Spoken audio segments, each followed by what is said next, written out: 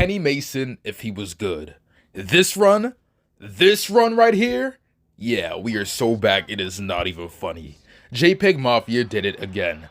On the 1st of August, he dropped his 5th studio album, I Laid Down My Life For You. After scaring the hoes, it seemed as if with each release, Peggy was just getting better and better and better.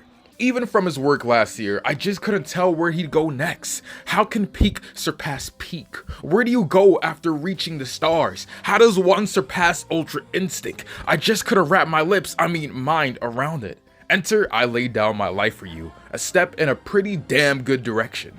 Running at 41 minutes long, this 14-track album seemed to be some of the darkest, grittiest, and unpolished work Peggy has released yet.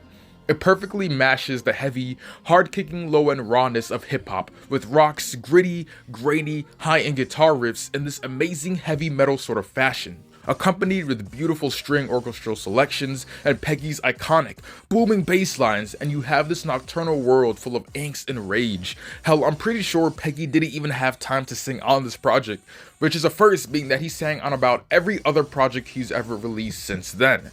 Being that he produces his own work, this album really takes you into a whole nother world. There's nothing like it. There's this sort of magic that exists within it, and the only other artist who I can really think that gives you this type of magic is Tyler, the Creator. While both of these artists may live on the same linear plane, they exist on opposite sides of the spectrum. Tyler preferring the smooth, polished, refined, and gorgeous sounding instrumentation and bridges, Peggy on the beat switches, myriad of samples, sort of in-your-face, explosive style. Both blending multiple genres, but Tyler more so makes love to his music while Peggy relentlessly fucks it. Same theory, similar end goal, but executed completely differently. Think ass versus tits. This album was made with a lot of passion and care in mind, and you can hear that in the production. At its best, the use of guitar and bass brought forth this hardcore hip-hop sound that hasn't been replicated in ages. Who knew heavy metal could blend so well with rap without it sounding so corny and trashy? There's this delicacy, this sort of refined taste and masterful hand Peggy has in making sure his music is crafted carefully with love and compassion. Everything about this album works, from the sort of in-your-face tracks like Sin Miedo, vulgar display of power and Don't Rely on Other Men, to the lullaby-ish heavenly melodies of Don't Put Anything on the Bible, I Recovered From This, and Either On or Off Drugs. Nothing about this project sounded smooth. The sound texture, as mentioned before, is extremely grainy but magical. Imagine running your hand on a piece of black rock covered in sharp, glistening diamonds with rough and rugged edges. That's what this album sounds like to me. The music video screams aesthetic. The cover art is absolutely gorgeous and full of mystery and darkness. It has this esoteric look to it, and the symbolism of Christianity littered throughout here only adds to its flavor.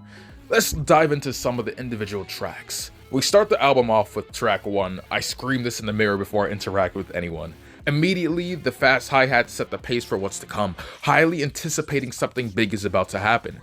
And sure enough, at the 20-second mark, we're hit with this wicked riff, the typical drums you hear in rock switching to these punchier kicks. The beat switch around the minute mark gives us these sharp, high-end claps, matched with this low, rumbling bass. And after revisiting the main entree of the track, we move into Sin Miedo, one of the album's lead singles. After the deep southern cut of a call and response chat in the beginning, we're again taken to this heavy metal, more so grunge-esque feel. The drums have these hefty kicks, the guitar playing is amazing, and the breakdowns are lovable. There's so much going on, and the electronic synths pulsing rapidly only add to this club-like feeling. I'll Be Right There sees a shift in tone in the album. The beginning sounds like something we'd hear off a LP.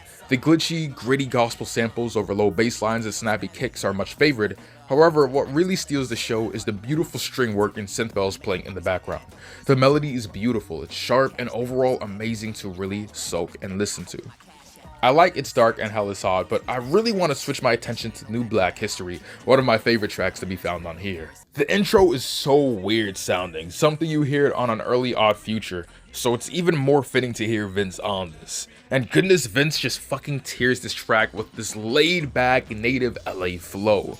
The bass on here sounds so full and nasty. Peggy delivers with his verse, and towards the end we get this ear-straining high-pitched wail with some drum kicks to the side. Overall, it's such a grotesque track, and this makes it all the more better. I really love how Peggy tweaks with the human voice on here. Now, I want to talk about one of my favorite tracks in this entire album, probably my favorite track, and that is Vulgar Display of Power.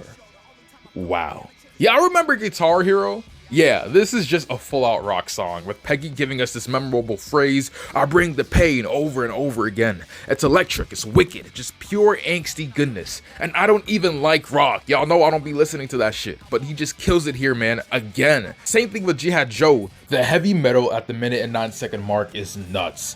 I know this is one of the few tracks Kenny Beats helped Peggy produce, and while the first part is alright, the second part is wild. More guitar waves just ripping into the track. This album is pure negative energy. So much hate and anger seeping through the sound system, it doesn't make any sense. While the energy of the latter tracks see things begin to die down a bit, I really also appreciate Kenny's help on the track JPEG Ultra, which reunites Denzel and Peggy once again on a track which sounds like something Earl and Danny would absolutely murder. This album was pretty fucking amazing front to back. And although we didn't get that Death Grips feature on Ex-Military, the Wendy Reen sample was great enough on its own. When listening to how the RZA produces the song Tears versus how Peggy did it on his own album, it really makes you appreciate how far hip-hop has come and how far left we have to go.